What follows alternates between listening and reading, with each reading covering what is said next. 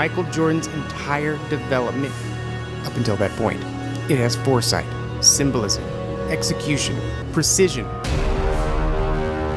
It's got wisdom, complexity, pettiness, simplicity, dismissiveness, disrespect, diversions, and dirtiness. So far, it's been a lot of fun. It's summarizing and foreshadowing.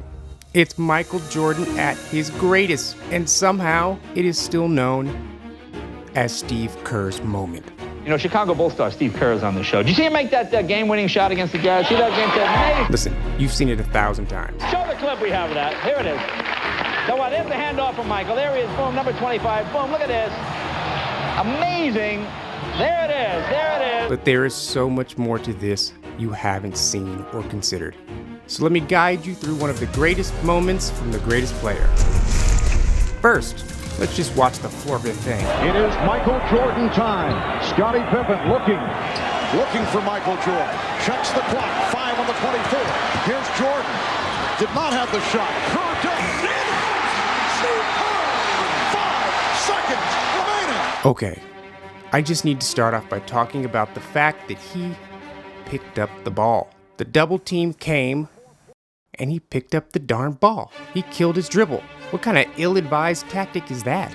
But this is MJ, and instead of getting trapped by two of what people considered to be tough defenders, he pulls off this shot fake step-through thing that I don't think I've really seen much of before or after.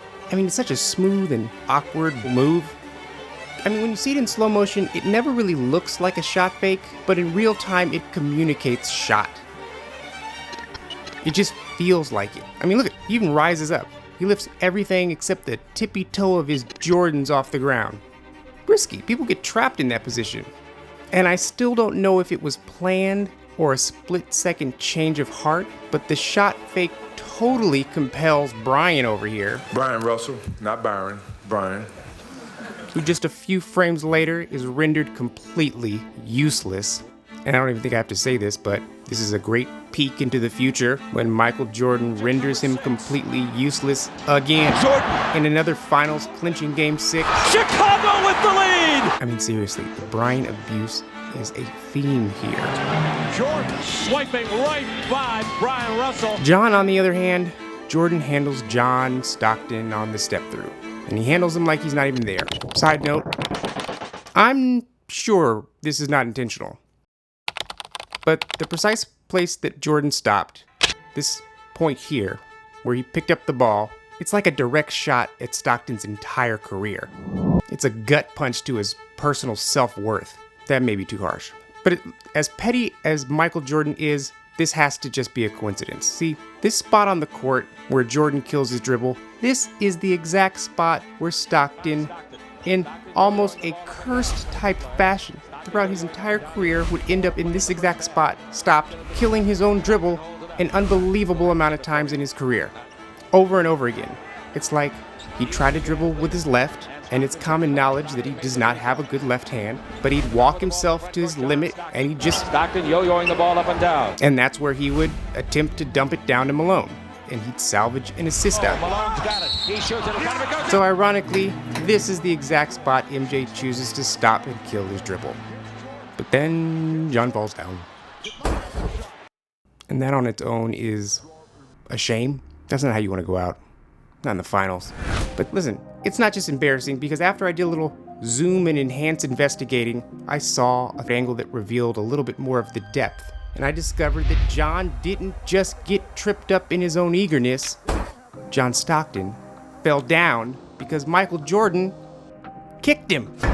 Well, maybe not kicked, but regardless, Jordan is the one responsible for this. By either flat out tripping him, which is what I'm fully on board with now, or at least making John divert from his desired path, and in that attempt to avoid MJ's foot, he ends up in the doofus position. And truthfully, this was gonna be a stretch, but I was still gonna include it. It's just my darkest timeline fantasy interpretation of something that was so minor, but I saw a third angle. The third angle, where the depth aspect is a little more clear, that's when I was reminded that the darkest timeline is just Michael Jordan's every day. Just consider the audacity, the awareness to make a pass and in the air realize one of the defenders you just dismissed has recovered and is on his way to foiling your plan. So you, still in the air, stick your leg out at some funky 45-degree angle in the opposite direction of your body's momentum, just in time to disrupt the defender's intention. All basically at the same time as the ball is leaving your hands on the way to a dead-on precise pass. Well, maybe, kind of dead-on. I mean, MJ risked it all. If this was a tad more egregious, it could have been called a foul, a flagrant. Yeah, but nobody's gonna call that. It's still bold. I mean, let's just be serious here. What else is going to cause John Stockton to fall like that? Mike Fratello's over here saying this. And if you watch Stockton coming out of the double team, he slips slightly. Without at least wondering what else is going to cause Michael Jordan's leg to kick back like that. And why is John Stockton's body being thrust to the right the exact same time, speed, and velocity Michael Jordan's leg is being pushed back to the left? It's because there's an impact. Just look at it. This is super simple, and I feel like nobody has really talked about this because of willful ignorance, maybe? I mean, we spent all this time debating with increasing anger this push-off that really wasn't much of a push-off. I mean, just listen to the director of The Last Dance, the 10-hour, 10-part documentary. Games on the line, game 6, championships on the line, and he pushes off Bryan Russell. What do you think about that particular push-off? I think that his momentum was absolutely going that way. I don't think that he took him and pushed Bryan Russell across the lane. I agree with Bob Costas when he says that it was like a maitre d' showing someone to their table. Blah, blah, blah, blah, blah. Listen to these fools. They all know it's barely a push-off, even if that. They spent a whole god blessed half an hour on the Last Dance documentary talking about this push-off. When just 1 year earlier, Michael Jordan kicked the motherfucker. Okay, and while they won't let that other one go, this one right here has been unnoticed for 23 years. He literally kicked this man right out of the finals. Now that's some goat shit. I'm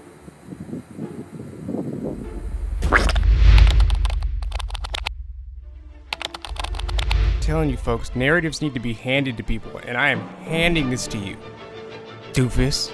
Now that's the real breaking news here. The new information, the exclusive detail that the Storyteller here is bringing to you to add to the historical context and the debate, and you're welcome. But there's more, and it may be just as important, at least to the legend, to the story building, to how amazing this one play is. But first, this little side note, where he clearly decides not to pass it to Tony Kukoc, which in my overanalyzation was a little jab at his longtime punching bag. Scottie Pippen and Michael Jordan came out sky high, and their goal was put the clamps on Tony Kukoc. Oh, man. So you were nowhere around. You was a baby when I broke these out. You know what? I got to scream at you all day. 0.0 rebound. Jordan and Pippen have been all over him. Kukoc, where this also may have been payback for the position he and Phil put Scottie in a few years back. Why was Bulls All-Star and team leader Scottie Pippen on the bench at the crucial climax of last night's showdown with New York? If you don't remember, Phil called on Tony to hit the game-winning shot, The Bulls called a timeout and designed a play for Tony Kukoc. and Scottie was pissed. Pippen and Jackson got into a cussing match, but Scottie still refused to budge. Phil taking me out of the game. It was like, we exchanged words and I just took a seat. You don't do that to Jordan's sidekick. Again, this is overwhelmingly unlikely, but never underestimate the pettiness of Michael Jordan. Now, this is big. Beyond the kick, this is big. The pass. And this is extremely grounded analysis. On one hand, you could say Jordan didn't pass to Kukoc because Jeff Hornacek almost immediately flung himself into the direction as a calculated play. And maybe even Jeff going that direction was reinforced by the expectation that John would be able to recover to Kerr if needed.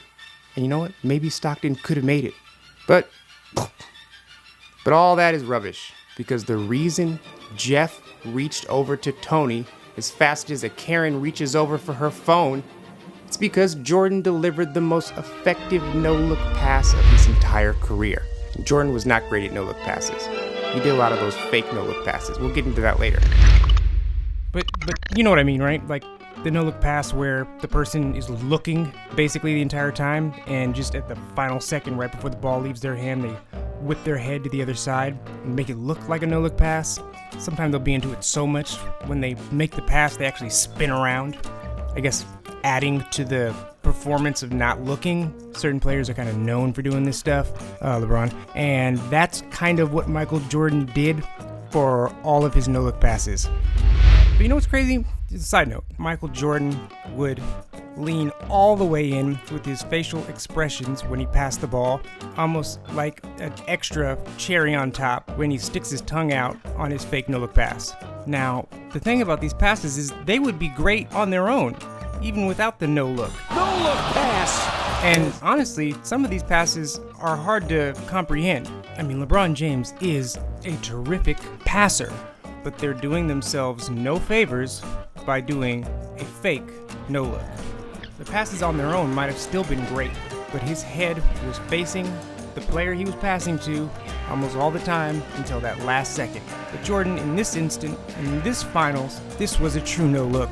And as we've seen, highlight reel after highlight reel, discussion after discussion, a no-look pass is important. And Jordan did it at the most crucial moment in the most important game. That should be celebrated. And for some reason, nobody gives him credit.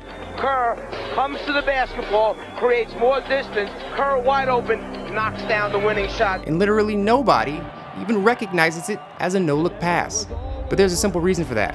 And that's because we never see his face. We never see the non-looking. We see the pass, but we don't confirm the no-look. And that was all aided and assisted by the fact that nobody on this entire northwest end of Chicago Stadium was equipped with any recording device or preserving media. And as you know, if we don't see it, we don't consider it. Kind of how broader society doesn't care about an unjust death unless there's cell phone video we can all like and share. Even though the telltale signs of a no-look pass are there. The light diffraction, the residue, all the DNA and the energy signature, as they say in a superhero movie. It's all there. See? Look. Look at the direction of his body. The direction of his head.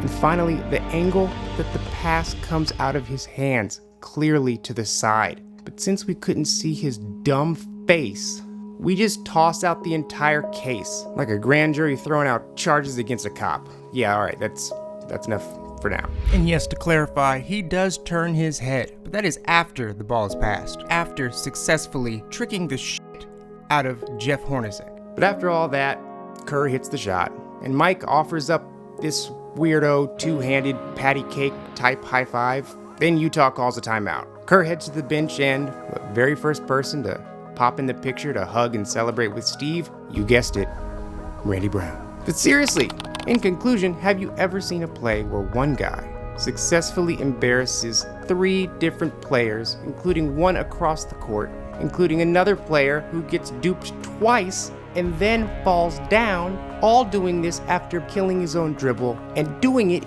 in the finals under 10 seconds with one last chance to take the trophy? Oh yeah, and he predicted it all.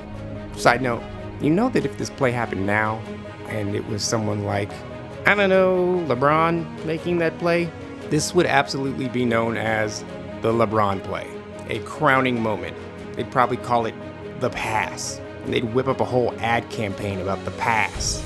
Mind you, they'd probably also have cameras on that side to confirm the no look, but it would be called the pass. But luckily, Steve Kerr has his moment, and it will never be surpassed by the simple image of Michael Jordan not looking as he